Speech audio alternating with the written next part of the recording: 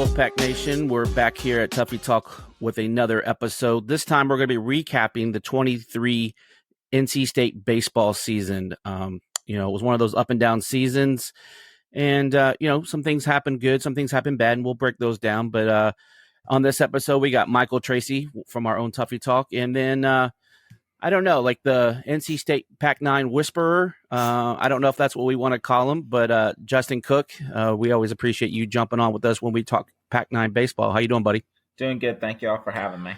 Always, man. It's our pleasure. You are our gold standard go-to source for Pac-9 information. So if we don't know it, we definitely reach out to you. So we're happy to have you. But let's get right into it, and we'll talk the season got off to a really good start. We did really well with our non-conference schedule, having posted a 27-2 record. Was that what it was? I think something like that. Very yeah. Close, yeah.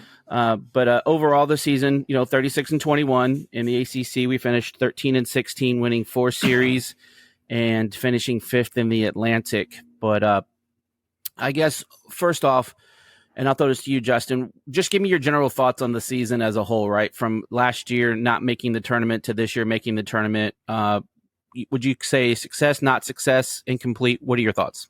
It was a pretty decent success. I mean, it wasn't where I thought the season was going to end, but compared to last season, just to make a regional and play against the teams we had to play in that regional, I'd say we had a pretty good year. Yeah. What about you, Michael? What are your general thoughts on the season? Yeah, I mean, it's good to be back in the tournament. I mean, after last year, even though it was a snub, you had to make it back in this year. You couldn't go 2 years in a row missing.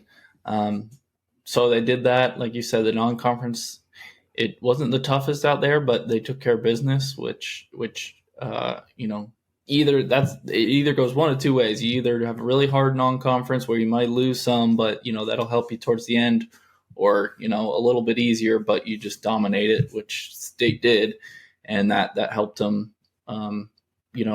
That was a good start to the year, and especially for the RPI, because that was our biggest factor getting into the tournament. Absolutely. But yeah, I mean, like you said, it was up and down all season. Right.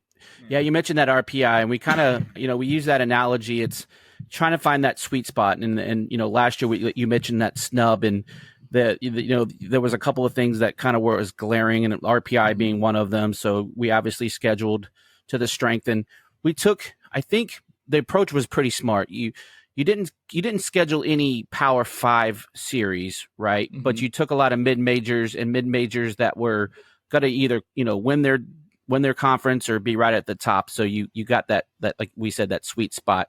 I think in the end we finished 24th in the RPI. And like you said, based off of that with your ACC schedule and a very tough ACC schedule that it was, that was just the right formula to get into the tournament this year. And one of the things that we, were kind of worried about come selection Monday was where we're even going to be in. And at the end of the day, we weren't even in the final, last 4 in. Yeah. I mean, we were comfortably in, even with all the upsets that had happened in some of the tournament play. Yeah. I mean, I was surprised. I thought for sure I think there were 3 or 4 bid stealers between that last Saturday and Sunday conference championships. So I thought with those happening, I thought State was definitely going to fall to the last 4 in. I thought before that happened, I thought we were in, like we said, that RPI was good enough. But then, those bid stealers, you never know. It just depends on the number, and it got close, but obviously it wasn't that close. Yeah. What about you, Justin? Yeah, I mean, going into that selection Sunday, I mean, everybody was saying we needed Wake Forest to beat Notre Dame. If Notre Dame would have beat Wake Forest, everybody was saying we were out. So, I mean, and then when you see East Carolina getting beat by Tulane, you're thinking, okay, we're probably going to be one of the last 4 in or out. So, I mean, it was going to come down to the wire, everybody kept saying, but thank goodness it didn't. Yeah, and I think it's just because we're State fans, right? We naturally assume the worst and hope for the best, and we were our own kind of worst enemy in that regard, where we were just okay, we're good, all right, no problem. Yeah. We're in the field, and obviously, like you mentioned, Justin, we were in that Columbia region, and then we'll get to that, but I guess I kind of want to just talk about we'll break down the offense and some pitching and the defense. We'll throw some stats out there as we get through this episode. And then obviously we'll talk about the transfers in and out of the program. And that's, always the interesting times of the pendulum, if you will. But offensively, I thought, we had a pretty productive year, led by James Groover the third. I always love that. It sounds so proper. James Groover the third. He was statistically, he was probably our number one. Now, I was talking off air with Michael. You could have made the case for Cannon Peebles being our most productive offensive player. But just offensively, we finished 10th in the ACC in batting average, which is, obviously towards the bottom, batting 298. But you think like 298, that's a respectable team average. But obviously in the era of, aluminum bats and everything else, you would want that average higher. We finished 9th in runs at 429. I mean, all these stats are based in the ACC, by the way, not nationally. Yeah. The runs per game with that average is about right at 7.5 runs. So not bad. I mean, so when you see 7.5 runs, though, you wouldn't expect to lose 21 ball games, right? No.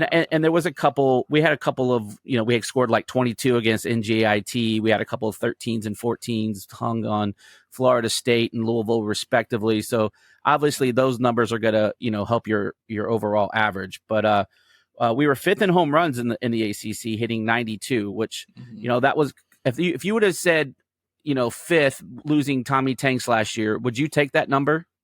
Yes. Yeah. Right. Yeah. With who's coming back and coming in. Yes. Right. All the uncertainties. Right. Yeah. Well, all the uncertainties. You didn't know who was going to be what and where out in the lineup and all that stuff. So, I mean, right. yes. Right. Because you would think that, with Tommy hitting roughly 25 home runs last year, that's a quarter of your home run total right there. So you look at the lineup and go, okay, who's going to replace 25 home runs? And I thought we did a nice job. Slugging wise, we finished with at 6th in the league at 511. And for the team, though, I thought that's not bad. And then strikeouts, this was the one stat that I was really impressed with. We struck out 390 times, but that was the lowest number in all of the ACC. Wow. So I was pretty impressed with that. So good hit the ball ratio. Now, two of the stats that really caught my eye, and I definitely want to break this part down, is the sacrifice flies and sacrifice hits, right? And that goes to situational baseball. So we were tied for 10th with only having 17 sacrifice flies for the whole season. And then we were tied for 9th with sacrifice hits and only 14. So guys, break that down for me a little bit. Like, I always thought that this was the one thing that we struggled in all year was situational baseball. And before you get to that, I'll even throw this other stat out. We were 11th in the ACC in stolen bases, going 35 for 48. So you throw those three numbers out there, and those, that's that small ball, that situational, moving from station to station. Just kind of, Justin, give me your thoughts first on those three stats. I think we should have got the green light more to steal more bases, personally. I mean, we should have stolen more bases than what we did. I mean, with the speed I thought the team had on the lineup and the bench and everything, and then you have Gupton on the bench that could come in pitch run, I thought we should have had more stolen bases than what we did. Yeah. On the stolen base part. And sacrifice balls and stuff like that, we didn't bunt the ball like we should have in certain situations. I mean, there's certain situations where you should bunt and you should steal, and they just didn't do it. Right. I don't know why they didn't want to, but they just didn't. Yeah, it was weird.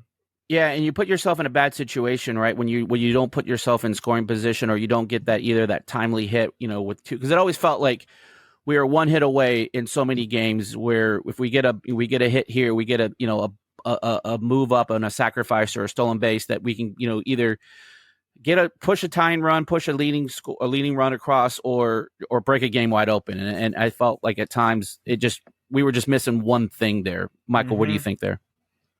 Yeah, it did seem like that a lot. When we relied a lot on just letting guys go up there and swing and getting extra base hits. which can be tough because that's, obviously those aren't easy to come by. So like you said, it's like some situational hitting. It was an area that we struggled in. Yeah. So just breaking down some of those stats from a leader's perspective from the team, Cannon Peebles led the team in batting average at 345. And we'll definitely be talking about him in this episode as we get along. Groover had led the team in hits with 76. Candelaria led the team in doubles with 17. Kalai Harrison had 3 triples for the year, leading that category. And then Groover was your leader in home runs with 13. And then RBIs, Groover and Peebles were tied with 50. And then stolen bases, what we just talked about, we didn't have that many, but Peyton Green was your leader with 9. So your leading stolen base guy only has 9. Long way from the days of Trey Turner, right? And then total bases, Trevor Candelaria, and that's just because that dude was a doubles machine, and he had a lot of he had double digits in home runs, so that dude was just a base machine. Plus, he had some decent amount of walks. And then speaking of walks, Kalai Harrison led the team with walks for 37. And as we're talking, and then I had 697 was our leading slugger, and I believe that was Peebles. It was either Peebles or Groover. I didn't write that name down for that one, so I apologize. But offensively, give me your offensive MVP. Michael, go ahead first. Yeah, I feel like you gotta go Groover. You talk about situational hitting. That was one guy where you never really worried about it with him. At least that was my perception. Like you knew he was one that if you needed a big hit that he would get you one. Yeah. I think that's it just especially late in games. I think he was responsible. I know it was responsible for at least 2 walk-offs. It might have even been 3 because I know it was the UNC. UNCG.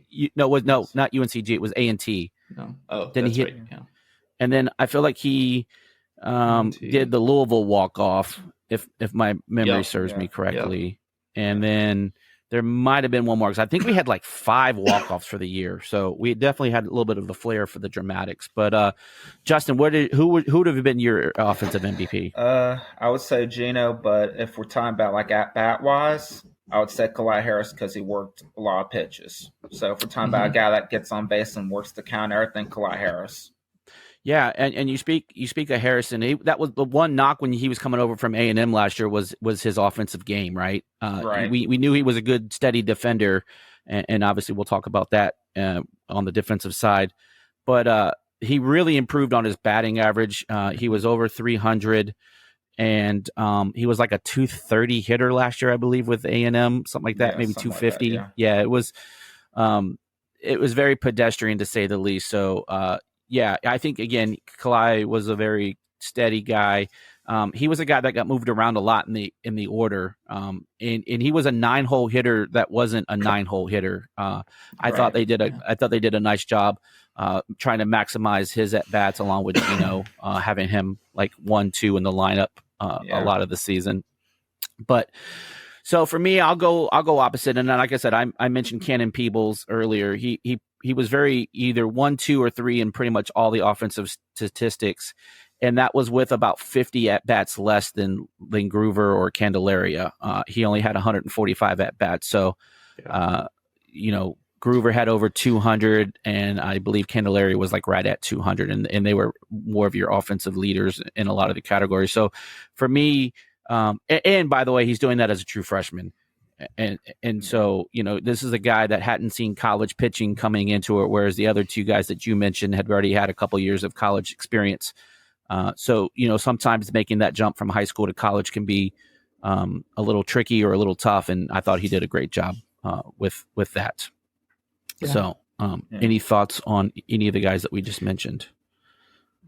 I mean, like you were saying, having that Harrison in the 9-hole, he's not, a traditional 9-hole hitter. That's where you hide your worst one. But, right. Like he led the team in walks, I think you mentioned that earlier. So, I mean, having that, having the ability to get a walk from the 9 spot and then have it flip over your lineup to the top of the order again, that's pretty big. So I think that's probably a good underrated pick, I would say. Before we continue, I want to take a quick second to tell you about our sponsor, Flatlands Jessup Insurance Group, that has your whole world covered, with agents in 5 offices throughout eastern North Carolina to help you decide how much coverage you need. Offering policies for home and auto, recreational vehicles, commercial, crop, health, life, and employee benefits. They are able to combine options to find a comprehensive solution that works for you. Flatlands Jessup protects the things you love so you can spend less time worrying and more time enjoying them. Find them on Facebook and Instagram at Flatlands Jessup. You can also visit their webpage at www.flatlandsjessup.com. So please make sure to go and check them out. Yeah, I mean, he was a guy that had 31 RBIs on the season and batted 313 exactly. So almost 75 points higher than last year, which is a really good jump in that. And he, I believe he led the team in getting hit, if I'm not mistaken. It's one of those. It was either him or Souls. Yeah, it was either him or Souls. Yeah. They each had 7, so yeah, they were tied. So, I'm sorry. Souls had 6. Harrison and Groover had 7. So that's your tie. So you had a couple guys that got hit a couple times, but I thought, again, it was a team that put up 7.5 runs, and when we talked about it, losing 21 games off of that, and you're trying to figure out, well, how do you lose, 21 games? We lost a lot of 1-2 run games, and in those games we just didn't have the run production. And I felt like all season long you had guys in the lineup that got hot at times, right? I remember linking back, you had Chase Nixon's series in Boston College where he was just tearing it up. And then there was, Peyton Green had a great non-conference, and then when he got to conference ball, it for whatever reason, it didn't work out for him. And then same can be said for Carter Trice. Carter Trice had a nice, early start to his season, and then for whatever reason, he got into a slump, and then you didn't see him at all, really, except for the situational, pinch hit, defensive substitution in the later innings. I guess kind of just give me your thoughts, Justin, about the, we try to stay positive here, but just maybe some of the players that you maybe thought you would get a little bit more from this year that just didn't give you what you were looking for. Yeah, I agree about the Carter Trice situation. I mean, he had a good fall, good non-conference, and then just when it came to ACC play, he was just struggling. Same thing like we just said with Peyton Green. Peyton Green had a good beginning this season, then he struggled down the stretch. And then you have Chase Nixon in the lineup, and then he does good against Wake Forest, and after that, you take him out of the lineup for some reason. Yeah. And then you have some guys playing through injuries like Souls for a while at the beginning of the year. And then he comes back, he's still not 100%, but he still had a pretty good year, I thought, considering. Yeah. You mentioned that he missed it was probably 6 weeks, I would say, because I think something like that. Yeah, because he got injured pretty much the first game of the season, second game of the season, and then he kind of gutted it out a little bit, and then ended up, going to the. There's not an IL, but I mean that's essentially what it is. Yeah. But you mentioned players that get hot and then they go to the bench. Like I remember Cannon. I want to say. I know it was a Sunday game. I believe in fact, it was the Meet the Pack game. Whoever we played that day, I don't remember who it was. It was Louisville that day. Yeah. Yeah, because we lost to them that last game. Yeah, the last game, the Meet the Pack day, we lost. Yeah. So that Meet the Pack day, Cannon Peebles has got the flu, doesn't play, and then he comes back and he sits on the bench for 2 or 3 weeks, right? Yeah. Mm-hmm. So things like that for the season kind of made me just, and I don't know if I want to quote unquote question the coaching staff, but I do notice, and we'll mention it on the pitching side as well, but you see these players and they'll struggle for a game or two, and then they get the pull, and you don't see them for weeks. Mm-hmm. Maybe don't even see them the rest of the season. Mm-hmm. And I get it. It's a kind of a sprint, right, with a 60-ish game season. Yeah. And coaches can't really afford to have guys figuring it out in games, later because down before the you stretch, yeah. right. And I don't know. Give me your thoughts, Michael, on some of these guys, getting pulled and then just kind of getting buried in the depth chart. Yeah, it was tough. I mean, you had a lot of outfielders and not enough infielders. It almost seemed like, and Carter Trice, I'm surprised they didn't play him more in the infield, either at second or short when Peyton Green was struggling. Mm-hmm. But yeah, like you said, it's just tough to get some consistency, when you're not playing for weeks at a time. Yeah, that's a great point. I guess a couple points I want to kind of peel back. The one thing you mentioned there was the outfielders, and we had a ton of outfielders, and they were all quality players. And that, it actually helped us at the beginning of the season when you had injuries to like the Noah Souls that you mentioned, Justin, and then there was a point in time where Trevor Candelaria was injured. Yep. And you had your Parker Nolans that could come in. You had your Chase Nixons that could come in and fill in, and Will Marcy had a little bit of time out there. Yep. And these guys, and we've talked about it a ton on Tuffy Talk. Baseball is just a weird game where you get hot and you see beach balls, and then you struggle for a couple of days. You lose your swing a little hitch or a little something in your swing. Maybe you're just not seeing the ball as well. Maybe you're just a little tired, like any number of things. And yeah, you're on the bench for 2 or 3 weeks, and then you get put back in the lineup, and what do you expect? We get one pitch hit, and you get one chance to prove yourself to get back in the lineup. And if you don't succeed, you're back to the back of the bench. And then I think some of that just messes with your confidence too, right? Like if you're not getting in there, if you're struggling a little bit, then you start pressing and things start, it's a little harder for you to be successful in that. Right. And you overthink a little bit too, like if I'm struggling, am I going to be back out there? Am I going to be on the bench? All that kind of stuff. Yeah. Like Marcy was doing good at some times, and then you put him on the bench, then you have him pitch hit, and certain, not just Marcy, but some other players too. Sure. We're struggling when that stuff happened. So yeah,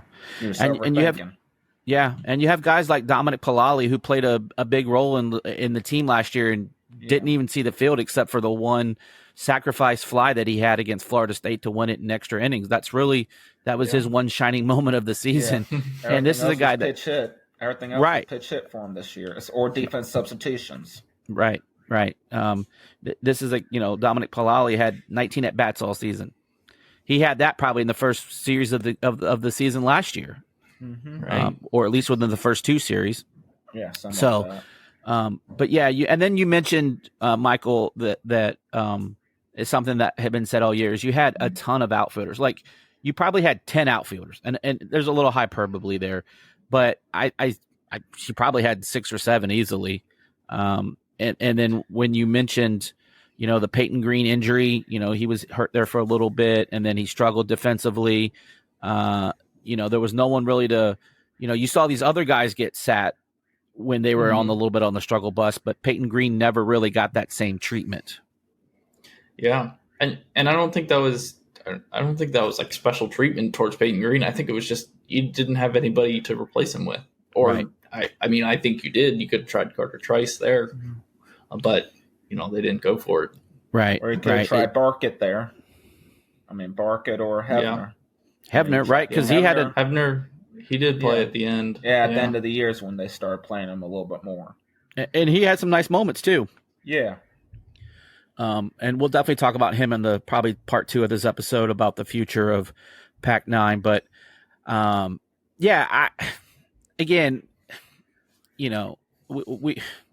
It's frustrating because you see all this talent and the numbers bear it out that this should have been a more successful team. And I don't understand some of the things. The one thing too, and I guess we'll start talking about pitching a little bit, and then we'll wrap up this episode here in just a minute or two. But jump into the pitching side of the house, because I think this is where we're going to get into a little bit of the discussion.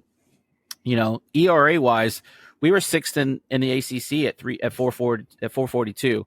So again, if you go to your ERA at 442 and you're scoring 7.5 runs a game, your win-loss record, in theory, seems like it should be better, right? Yeah. Right. Yeah. Yeah. So again, that was 6, and the leader for the team. So all my pitching stats, all my leaders, I based you had to pitch at least 10 innings. So that's the preference here. But your ERA leader was Justin Lawson with 327. And then we were 4th in earned runs, which I thought was pretty good, giving up the 4th least amount of earned runs in 248. Again, our pitching was pretty good, and then we were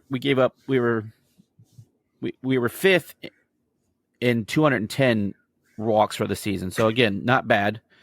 And then we gave up the least amount of home runs of all the ACC pitching staffs. We gave up 56 for the year. So again, yeah. And 10 of those were by Highfield and Baker Nelson. So if you take away those 20, you're at 36. So 2 pitchers, were almost half of your home runs that were given up. And then ERA, we were 8th in the league, but I'm sorry, not ERA, average against. Opponents only batted 255 against us. And again, that's not bad at all when you break it down. And so Sam Highfield led the way with 6 wins on the season. Appearances were tied with Justin Lawson and Baker Nelson at 27 each. And remember that stat, 27 appearances each by those two. Okay, and we'll come back to that because there's a point I want to make. And then innings pitched was Matt Willitson at 81. And then your your average against Dominic Fritton, opponents batted 211 against him. So pretty good pitching numbers as a whole. Kind of give me your thoughts, Justin, on the pitching staff, because I want to preface this. Let's talk starting pitching and bullpen, because there's a distinct difference between the two when you break down the pitching staff. So give me your thoughts on the starting staff first, Justin. On the starting staff, Whitaker had up and down, but when he was on, he was on. You could tell when he was on. With that game face, you could tell he was on. Like he was your Friday starter for most of the Friday season. Guy. Matt, you could tell when he was on. And then, Sam, everybody keeps forgetting Sam and Matt were coming off injuries last year. Everybody keeps forgetting that. So, So real quick, for anyone that didn't know, Matt had a hip injury that he was rehabbing, coming back from, and then Sam with his back injury. So go ahead, Justin. So, a lot of people don't realize they were still coming back from it. And you could tell that sometimes they were still recovering from that certain times when they were out there. You could tell. Yeah. And then you had Lawson, like we mentioned. Lawson, he was basically some of his bullpen outs were sort of like starts. Mm-hmm. And then Dom Friend, you had him start for like 4 innings, and then later down the year, you moved him to the bullpen. Right. Just like Baker Nelson, like you mentioned earlier. You had him start some games, and then you had him come out of the bullpen later on in the year. Yep. But, there were some guys that I thought should have had more innings than what they did on the pitching side. Yep. And we'll break some of that down here in a second. But go ahead, Michael. Give me your thoughts on both on the starting pitching and the bullpen. Yeah, obviously Whitaker and Wilton were solid all season, and then that I guess the Sunday starter kind of flip flop between Fritton early in the year and then Highfield, which it's tough because, like Justin was saying, Highfield obviously never was really fully 100% recovered from the injury, so it's tough to judge it too much because Fritton was very good as a starter and struggled a little bit when they moved him to the bullpen. But again, Highfield's he was your rock during the College World Series a couple of years ago. So you wanted him to get back into that starter role. It just never really came together. And then bullpen, we had some solid guys, but it felt like there were more guys that could have been used kind of throughout the season. And that goes to the point where I wanted to make about appearances. Yeah. Lawson and Nelson were your 2 leaders at 27, and those are 2 of your bullpen guys. Well, Baker, like Justin said, Baker was kind of one of those. He made a midweek, made several midweek starts, and we'll talk about the midweek starter here in a second. For me, the starting pitching I thought was really good all year for the most part. Obviously you're going to have your one-offs, and those things happen. but you gave your offense a chance to win ball games. And I thought when we lost games, and this is going to sound kind of weird, we didn't lose many games in the beginning of the game, if that makes sense, right? Your starters put you in a position to win ball games. And it seemed like when we lost ball games, it was one of two things. Either our bullpen just didn't hold their water, or the defense made a crucial error at some point in the game. And that's how we lost our games. And again, I think that bears out to what we were just talking about a few minutes ago, where your team ERA is 4.42 and you score 7.5 runs, right? Just something has to give. And I think those are the two reasons why you ended up seeing 21 losses on the season. But I agree with you. At the beginning of the season, Dom Frinton was untouchable. He was leading the ACC in ERA with just 1 and some change, and then he kind of creeped over 2. And then when you saw his ERA quote unquote bloom, and it wasn't even that bad of an ERA, I think he ended up with 3.49 or something like that. It wasn't a bad ERA, but it did kind of bloom at the end when he went to the bullpen. Again, I don't think all of that's on him. Some of those errors that didn't go down as errors, but they're like mental errors, right? You're not fielding your position, and you're giving. And when you go back and talk about the ACC was part of the number 2 conference in the country. When you're giving good quality opponents extra at bats, whether it's a walk, whether it's an error, whether it's just a mental misplay in the field, you're going to get taken advantage of, and it's going to get exposed. And I thought that happened way more than it should have over the season. And that's frustrating because, as a pitcher, because again, when you make one of those mistakes, that's 8 more pitches, 15 more pitches, 20 more pitches that a pitcher has to put on that they don't get to now pitch into the 5th or 6th. And now you have to tax that bullpen that you only have 4 or 5 guys that you trust. And so it shrinks your window for success and your margin of error. It makes it that much tighter. So kind of give me your guys' thoughts on my analysis there. Yeah, the defense, at the beginning of the year when we played Miami, the first 2 Miami games, defense basically lost us that series. Point blank simple. We came back tied up at 9, and then we all know what happened after the first game, later on in the game. And then when you play Notre Dame, actually our base running, the first Notre Dame game, is what cost us that series.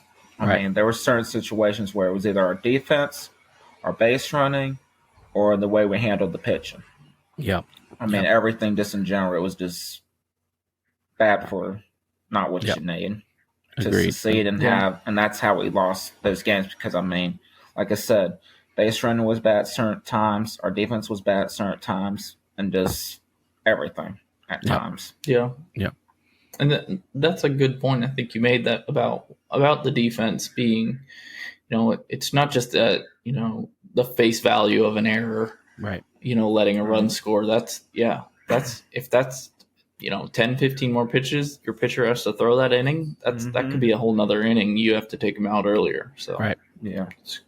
Interesting. Yeah. So, all right. Well, Pack Nation, I think we're going to pause there for episode 1, our first part of our season breakdown or review for Pack 9 2023 season. If you like this episode and you want to see more, then go ahead and subscribe to Tuffy Talk on YouTube, and make sure you give your thumbs up on the videos and let us know that we're doing hopefully a good job and that you're getting some entertainment value out of these. And if you are getting that entertainment value, make sure you hit that button or that bell to get all of our notifications when we drop episodes like Pack 9 or any of our episodes, and then also when we go live on our Monday night live stream. So Justin, thanks for joining us on this episode, and make sure you guys come back for part 2. And as always, go Pack.